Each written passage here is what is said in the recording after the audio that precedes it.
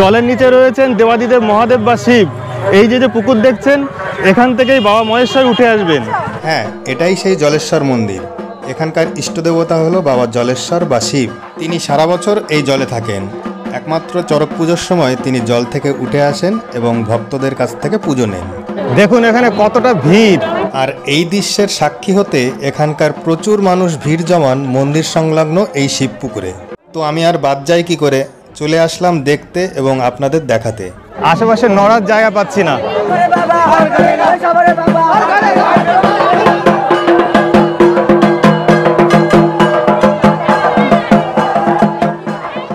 উত্তর চব্বিশ পরগনার গাইঘাটা থানার জলেশ্বর গ্রামে এই মন্দিরটি অবস্থিত। আশেপাশের এরিয়ার মধ্যে এটি হলো জাগ্রত শিব মন্দির। সারা বছর কম বেশি ভিড় থাকলেও চড়কের সময় থাকে অসম্ভব ভিড়। আপনারা কলকাতার দিক থেকে আসতে চাইলে শিয়ালদা থেকে ট্রেন ধরে হাবড়া নামবেন। হাবড়া থেকে জলেশ্বর যাওয়ার জন্য হাসপুরের অটো ধরবেন।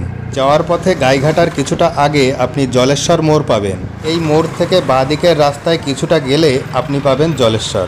আর এই রাস্তাটা কিন্তু নদিয়া জেলার নগরুখরায় গিয়ে উঠেছে। মনে রাখবেন, মন্দিরের আশেপাশে কিন্তু থাকার মতো কোনো হোটেল নেই, তাই আপনাদের দিনের দিন আসতে হবে এবং ঘুরে চলে যেতে হবে। অবশ্য আত্মীয় স্বজন থাকলে তো আলাদা ব্যাপার। এটাই হলো জলেশ্বর মন্দির। এই দৃশ্যকে যারা উপভোগ করতে চান তারা পুকুরের চারি সাইড দিয়ে দাঁড়িয়ে যান, তাহলে সকলেই এই দৃশ্য উপভোগ করতে পারবেন।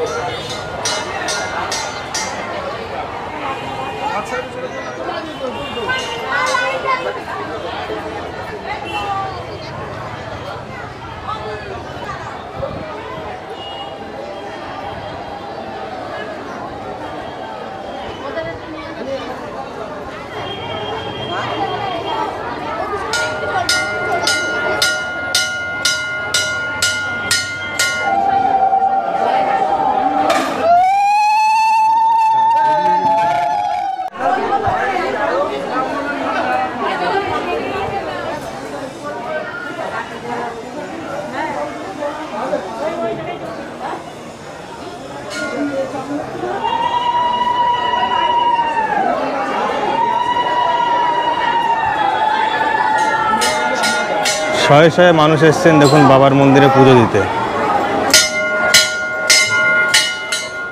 মন্দিরের কাছেই রয়েছে অশ্বত্থ গাছ।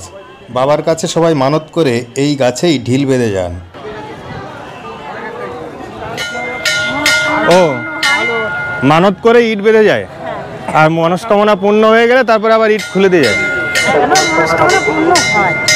আচ্ছা, আমরা তো আজকে দীর্ঘ 50 বছর উপরে ছাড়া নিচে নেই। যেমন আমার মেয়ের বিয়ের আগে ঝামেলা হচ্ছিল, তা আমি এমন একটা মানত করে দিয়েছিলাম যে প্রভু, যদি আমার এই মনস্কামনা পূর্ণ হয়, তোমার এই 7 পাক দণ্ডি আর এই আমার মনোবাসনা পূর্ণ করি, এখানে মানত দিলাম। এটাই হলো মূল মন্দির। আর মন্দিরের পাশে এখানে রয়েছে একটা ছোট মন্দির। এই যে বাবাকে আজকে জল থেকে তুলে এখানেই রাখা হবে।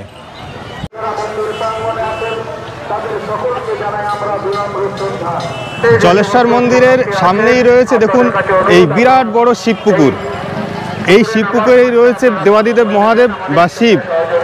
আজ চৈত্র মাসের দ্বিতীয় সোমবার, চড়ক উপলক্ষে আজকের দিনেই এই পুকুর থেকে তোলা হবে বাবা মহেশ্বরকে। তিনি যেহেতু জল থেকে উঠে আসেন, তাই এখানে তিনি জলেশ্বর নামে পরিচিত।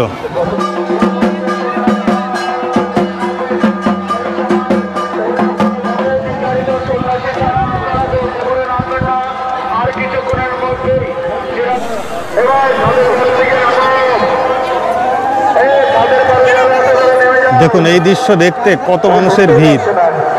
পুকুরের চারিপাশে প্রচুর মানুষ থাকেন এই দৃশ্য দেখার জন্য। আর এটা হচ্ছে মেইন ঘাট, আমি যেখান থেকে কথা বলছি। আর বাবাকে তুলে ওপারে একটা বেদি রয়েছে, সেখানে তুলে পুজো আর্চা করা হবে। তারপর সেখান থেকে ছোট মন্দিরে নিয়ে আসবে। চড়ক উপলক্ষে এখানকার প্রচুর মানুষ সন্ন্যাসব্রত পালন করেন, মানে সন্ন্যাসী হন। তারাই কিন্তু এই জলে একটু পরে নামবেন, নেমে বাবাকে তুলবেন।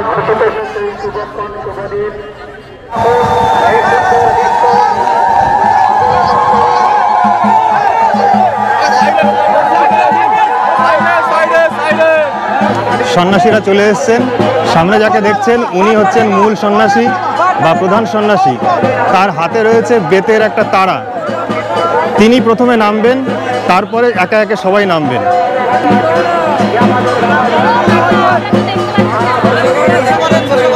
দেখুন এখানে কতটা ভিড়।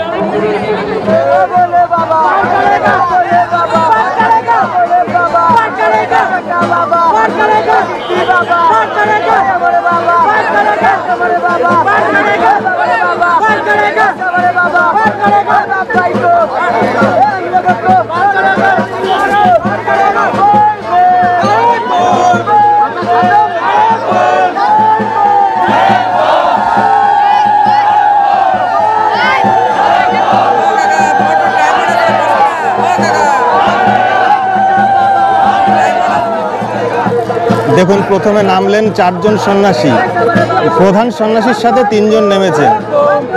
এরপর তারা যখন ইশারা করবেন তখন একে একে সমস্ত সন্ন্যাসী নেমে পড়বেন এখান থেকে।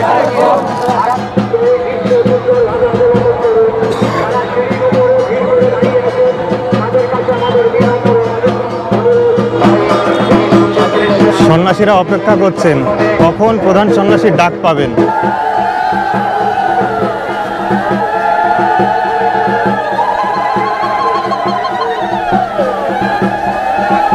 এই দেখতে পেলেন প্রচুর সন্ন্যাসী যারা অপেক্ষা করেছিলেন সবাই নেমে পড়েছেন বাবাকে খুঁজতে।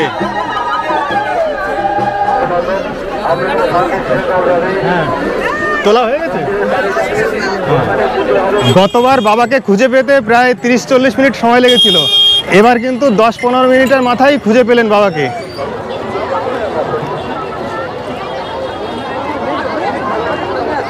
বাবাকে জল থেকে তোলা হয়ে গেছে। এবার এ পাশের যে বেদি রয়েছে সেখানে পূজা আর্চা করা হবে, তারপরে ছোট মন্দিরে আনা হবে।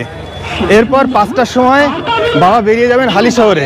হালিশহরের থেকে ফিরে এই 13-14 দিন তিনি পাড়ায় পাড়ায় ঘুরবেন এবং ভক্তদের কাছ থেকে পুজো নেবেন।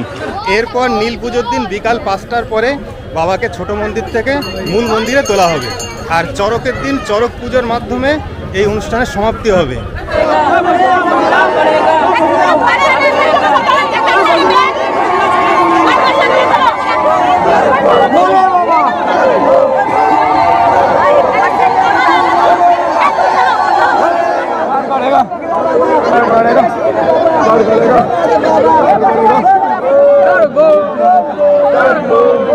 প্রচন্ড ভিড় এখানে।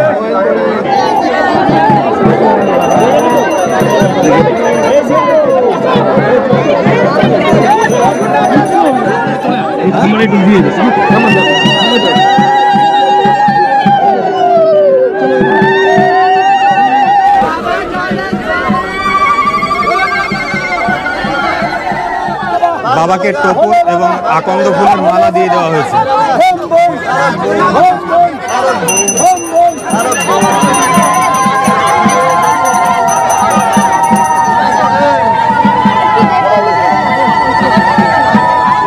জায়গা দেন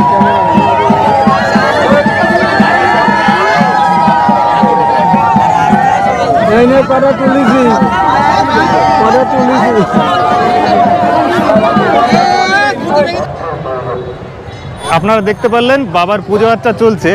এই পুজো শেষ হয়ে গেলে তাকে ছোট মন্দিরে নিয়ে আসা হবে। এরপর এখানে প্রোগ্রাম আছে 11 তারিখে, সেই দিন সন্ন্যাসী স্নান হবে এবং স্নান করে সন্ন্যাসীরা খেজুর গাছের কাটা ভাঙবেন। তারপরের দিন নীল পুজো, আর 13 তারিখে হচ্ছে চড়ক পুজো। তো এর পরের প্রোগ্রামগুলোতে আপনাদের সঙ্গে থাকবো আশা করি, এবং ভিডিওর মাধ্যমে প্রতিটি ঘটনা সুন্দরভাবে তুলে ধরবো।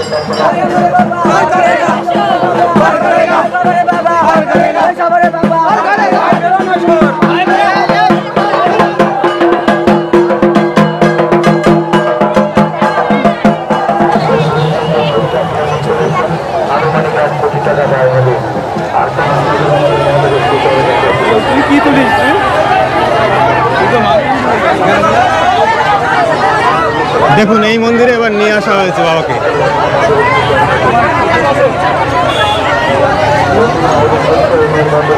প্রচুর মানুষের ভিড় এই গরমে। আজ আমাদের চিরাচরিত প্রথা অনুযায়ী চৈত্র মাসের তৃতীয় সোমবার আমাদের শিব যে বিগ্রহ, প্রধান বিগ্রহ যেটা জলের মধ্যে থাকে, ওখান থেকে তোলা হলো। এই তোলার পর এখন মন্দিরে পুজো চলছে। একটু পরেই আমাদের এই পুজো শেষে এই শিব মহাদেব ঠাকুরকে নিয়ে, মহেশ্বর ঠাকুরকে নিয়ে হালি শহরের পথে রওনা দেবেন আমাদের সন্ন্যাসীরা। সেখান থেকে গঙ্গা স্নান করে সেখান থেকে অনেক মাঝখানে অনেকটা গ্রাম, সেগুলো অনেক জায়গায় তারা যায়। সেখান থেকে ঘুরে আবার আমাদের মন্দিরে আগামীকাল বুধবার সন্ধ্যাবেলা আমাদের মন্দিরে আবার পদার্পণ করবেন।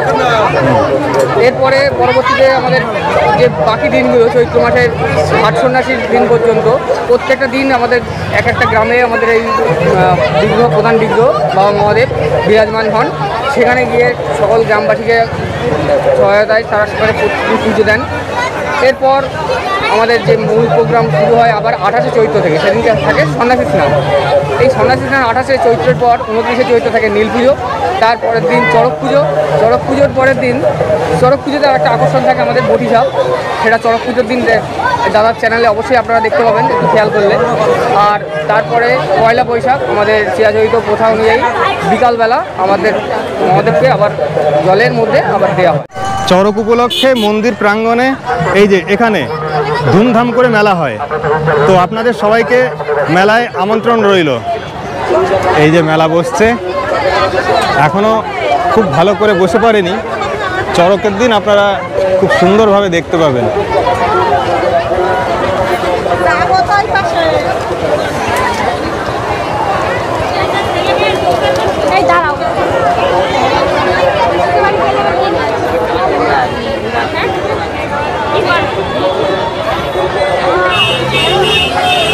খাবার দাবার, জিলিপি, বাদাম, ওদিকেও জিলিপি রয়েছে।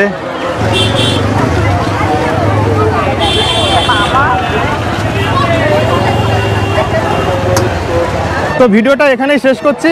আপনাদের কেমন লাগলো অবশ্যই কমেন্ট করে জানাবেন।